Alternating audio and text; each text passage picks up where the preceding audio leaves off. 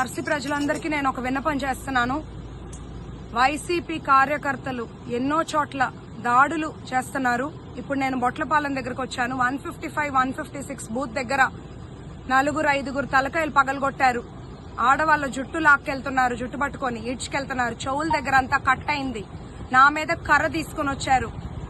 పోలీసులు వాళ్ళెవ్వరిని ఆపలేదు. కానీ బూచేపల్లి శివ గారు, వెంకాయమ్మ గారు ఎప్పుడైతే వచ్చి వెళ్లారో ఇదంతా స్టార్ట్ అయింది. వాళ్ళు ఒక గొడవని సృష్టించి వాళ్ళు వెళ్ళిపోయారు ఇక్కడి నుంచి. మా ఓటర్లంతా, మన టీడీపీ, తెలుగుదేశం, జనసేన, బీజేపీ కార్యకర్తలు ఓటర్లంతా భయభ్రాంతులకు గురై ఉన్నారని నేను మద్దతు పలుకుతాను, నేను ఉంటాను, ధైర్యంగా ఓటేయండి అని వెళ్తే ఇప్పుడు పోలీసు నన్ను ఆపడానికి వస్తున్నారు. నా ఎదురుగా ఇక్కడ దాకా కర్ర తీసుకుని ఒక అతను వస్తే ఆపారు మన వాళ్ళు. పక్క నుంచి ఒక మహిళా డాక్టర్ అని చూడకుండా బూతులు తిడుతూ వెళ్తున్నారు. మీరు నర్సరావుపేట ఇక్కడ ఏం పని అని నేను చెప్పలేను, అలాంటి పదాలు మాట్లాడుతున్నారు.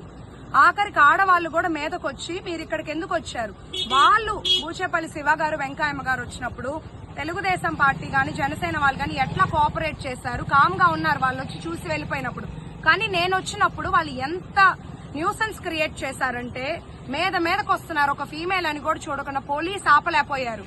పైగా వాళ్ళు పోలీస్ కూడా మమ్మల్ని రిక్వెస్ట్ చేస్తున్నారు, ప్లీజ్ ఇక్కడ నుండి వెళ్ళండి అని. మా వాళ్ళకి నేను అండగా ఉంటాను, దెబ్బలు తగిలినాయి అంటే మమ్మల్ని వెళ్ళిపోమంటున్నారు.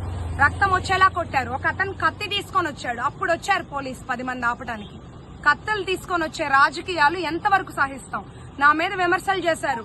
మహిళ అని చూడకుండా ప్రాక్టీస్ చేసుకుని డాక్టర్ గా చేస్తే విమర్శ ఇచ్చారు. కుటుంబ సభ్యుల మీద ప్రెస్ మీట్లు పెట్టారు. వాళ్ళేమో వాళ్ళ నాన్న సమాధుల దగ్గర పడుకొని ఏడుస్తుంటారు.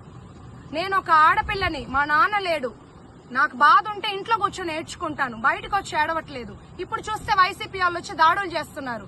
వీటన్నిటికీ నేను అందరికి ఒకటే చెప్తున్నాను, ధైర్యంగా ఓటేయండి. నేనున్నాను మీ అందరికి, నా మొహం చూసి ఓటేయండి. వాళ్ళ వాటికి మాత్రం భయపడొద్దు. వాళ్ళందరికీ మనం వాళ్ళ సమాధానం చెప్తున్నాము. చాలా ఇబ్బంది పెడుతున్నారు నన్ను, మిమ్మల్ని. అందరూ ధైర్యంగా ఉండండి.